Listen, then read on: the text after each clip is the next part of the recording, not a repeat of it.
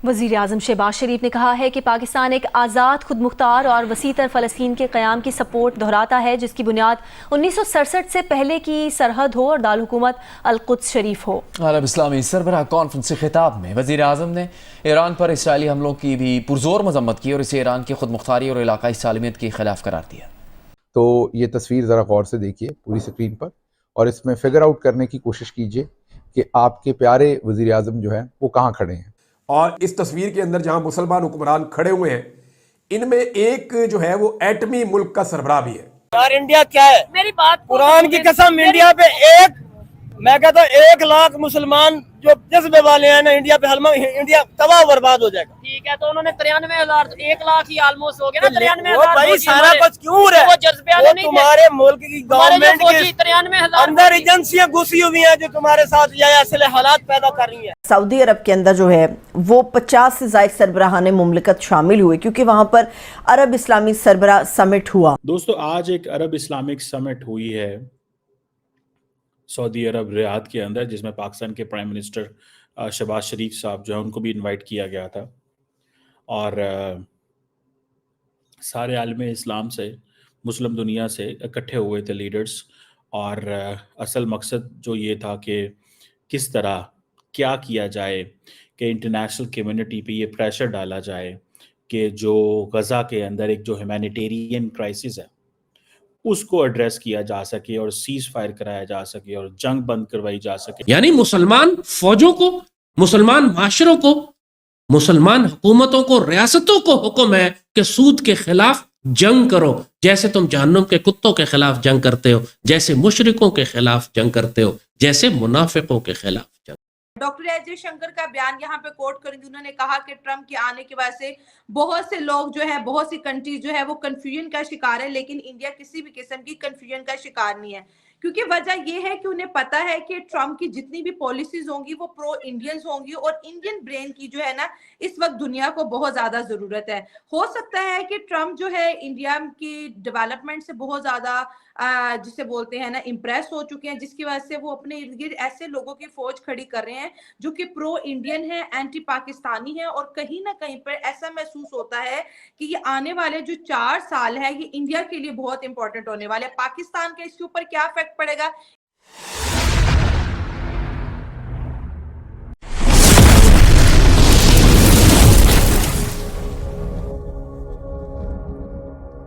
लेकिन एक चीज़ आप ज़रूर दाद दीजिए कि आपके जो प्यारे वज़ीर आज़म हैं फॉर्म 47 के, वो वहाँ भी पूरे कॉन्फिडेंस पे खड़े हैं।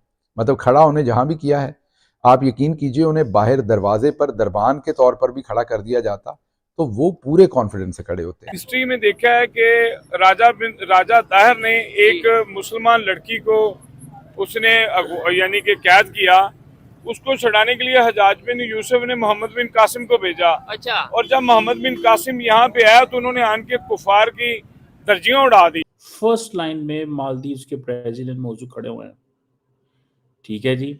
और अगर on the left of the prime minister Mohammed bin Salman जाएं तो कतर के अमीर हैं, टर्की है, आई थिंक अजरबैजान के प्राइम मिनिस्टर हैं, and then there are other central Asian and then Africans, and then Pakistan is a इतनी बड़ी न्यूक्लियर आर्म्ड कंट्री, उन्होंने पीछे खिलाता है।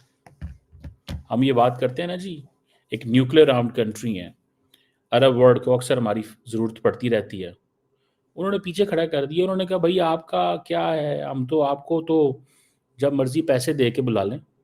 और पाकिस्तान मजलूम फ़लस्तीनियों के शाना बशाना मुकम्मल हिमायत का अज़म लिए वज़ीर आज़म शहबाज शरीफ अरब इस्लामिक समिट में शिरकत के लिए सऊदी अरब पहुँच गए।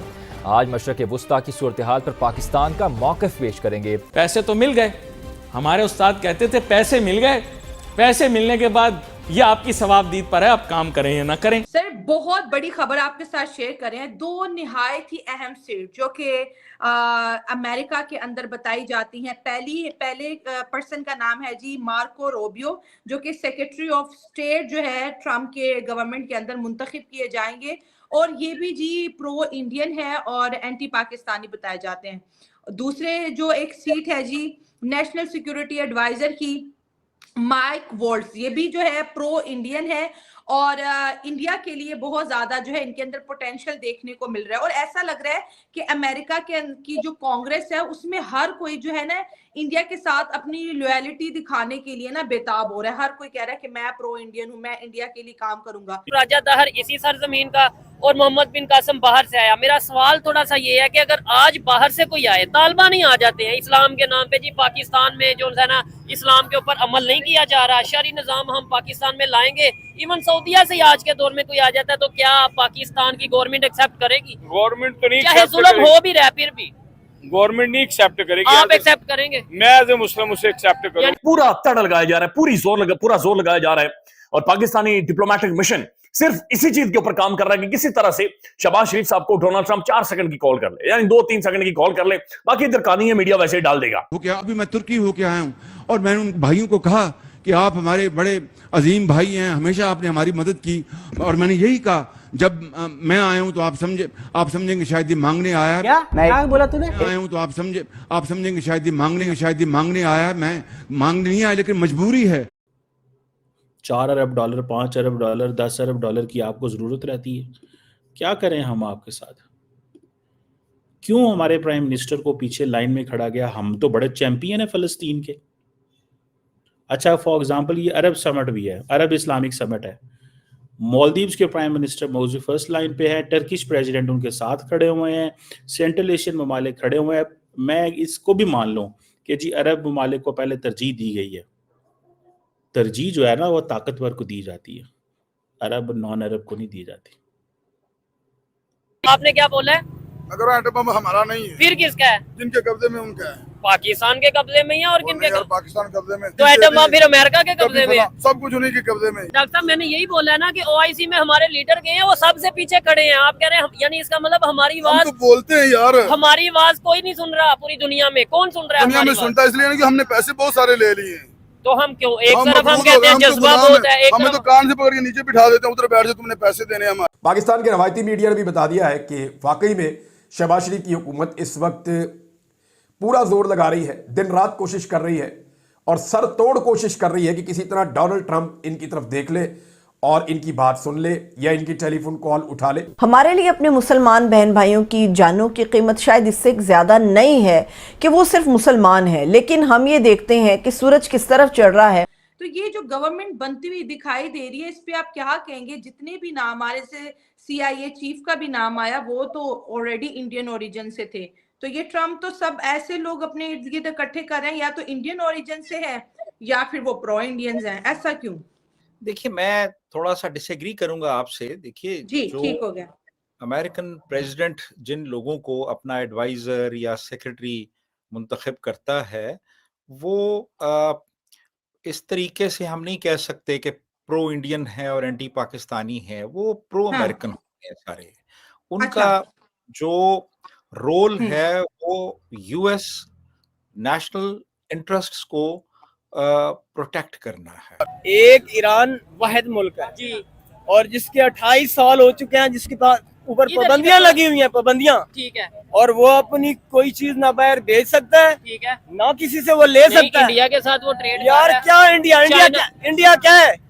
इंडिया तो ईरान का मुसलमानों का दुश्मन है, वो काफिरान है वो। तो फिर इंडिया से ईरान हेल्प मांग रहा है, फिर किस चीज की हेल्प मांग? सऊदी अरेबिया के जो ये सब झूठ है।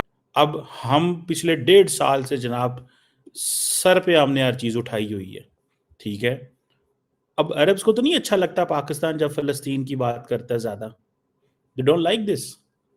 उनको बिल्कुल नहीं अच्छा लगता। वो कहते हैं क्या यार हर वक्त आप लगे रहते हैं, फलस्तीन फलस्तीन करते रहते हैं, ये हमारा मसला, हम इसको रिजॉल्व कर लेंगे। आप करें, हाँ कॉन्फ्रेंस बुलाएं हैं फलस्तीन के ऊपर, कितने लोग जाएंगे आपकी कॉन्फ्रेंस में? अगर हमसे ये कहे कि आप अपनी कॉन्फ्रेंस बुलाएं फलस्तीन के ऊपर, गजा के ऊपर, हम देखते हैं अरब वर्ल्ड में से कौन आता है और किस लेवल की अटेंडेंस होगी, हम बताते हैं आपको। कोई अटेंडेंस नहीं होगी। कोई मुसलमान मुल्क जो है वो हमारे कहे बगैर अरब मुल्क वहां पे जाएगा नहीं। आप क्या बातें करते हैं? ये तस्वीर है जनाब हमारे प्यारे वजीर आज़म, इसके अंदर ज़रा ढूंढ के दिखाएं आप मुझे। ये देखें, वो कभी कभी आप देखते हैं ना, आपको मिल जाते हैं अखबारात के अंदर, जो बच्चों के अखबारात होते हैं कि फ़र्क तलाश करें, या इस तस्वीर के अंदर जो है वो एक फ़लाँ चीज़ छुपी हुई है उसको तलाश करें। तो ये तस्वीर मैं आपको दिखा रहा हूँ, ये जनाब मुसलमान हुक्मरानों की हैं और इस तस्वीर के अंदर जहां मुसलमान हुक्मरान खड़े हुए हैं इनमें एक जो है वो एटमी मुल्क का सरबराह भी है। यानी जो मुल्क एटमी ताकत है, इन तमाम मुल्कों में से सिर्फ एक मुल्क है जिसके पास एटमी कुव्वत है, या जो एटम बम चलाने की या एटम बम जिसने बनाया हुआ है उनके पास ये सलाहियत मौजूद है। अब ये जो एक अकेला मुल्क है इसका वजीर आज़म तलाश करें, गौर से देखें कहां पे है। हमारे अंदर ये जज्बात है ना, अल्लाह हमें मोहम्मद बिन कासिम बनाएगा, हमें अबाबिल बनाएगा। जैकेट फुल मुजाहिदीन वाली पहनी है, फुल जज्बा भी यार मुजाहिदीन वाली नहीं है, सर्दी के बचाव के लिए पहनी है। ट्रेनिंग तो नहीं मुजाहिदीन वाली, सारे कलमा को मुजाहिद। सो हमारे वजीर आज़म, कोई बात नहीं, हो सकता है हमें ये बताया जाए जी वो अल्फ़ाबेटिकल है, हो सकता है जी जो रूम में पहले आया था उसको पहले खड़ा कर दिया गया था। तो वो पता नहीं किसी ने हमारे लास्ट टाइम हमारे वजीर आज़म को, ये अभी तो उन्होंने दूसरी लाइन में खड़ा है, एक पता नहीं कॉप की कौन सी मीटिंग हुई थी उधर दुबई में, तो हमारे वजीर आज़म को आखिरी लाइन में खड़ा कर दिया। तो वो किसी ने कहा कि यार ये क्या है, मुझे कोई इतराज़ नहीं है आखिरी पहली लाइन, मैं जस्ट आपको इसके मीनिंग होते हैं, सिग्निफिकेंस होती है, ठीक है, और मीनिंग एंड सिग्निफिकेंस समझी जाती है कि इसका क्या मतलब है। हमें बताया गया है कि वेयर डू यू, आपकी वैल्यू कितनी है। और उसके लिए अगर उन्हें कहीं पे प्रो इंडियन होना पड़ता है या इवन एंटी इंडियन होना पड़ता है तो वो हो जाते हैं। वो अमेरिकन इंटरेस्ट्स जो हैं, जो अमेरिका का नेशनल सिक्योरिटी इंटरेस्ट है, उसकी प्रायोरिटी उनके सामने होती है। तो ये चीज आप ध्यान में रखें। अच्छा, अब ये भी एक हकीकत है कि इंडिया एक बहुत बड़ी ताकत है, 140 करोड़ लोग हैं इंडिया में, उनका मुल्क है ये। इकोनॉमिकली वो बहुत इस वक्त एक स्ट्रॉन्ग मुल्क बन चुका है, उसकी एक बहुत बड़ी फौज है, वो एक न्यूक्लियर आर्म्ड स्टेट है और उसने पूरी दुनिया में अपने फॉरेन रिलेशंस में एक बैलेंस रखा हुआ है। मेरी तमाम उम्मत मुसलमान के मुसलमानों से मैं एक माइक के सामने बात कर रहा हूँ, मेरी गुजारिश है तमाम मिलकर मुसलमान कुफरान कुफ्र यहूद नसारा और कुफरान का मुकाबला करें और इनको मार गिराएं। हमारे मुकाबला में वो कुछ भी नहीं है। मैं कहता हूँ मुकाबला करें, लेकिन टेक्नोलॉजी में, एजुकेशन में मार कराए वाली बात कहाँ से आ जाती है? हमने क्यों, ईमान से बड़ी कोई टेक्नोलॉजी नहीं है। हमने तो गजा के ऊपर क्या नहीं किया, फलस्तीन के लिए क्या नहीं किया, ठीक है।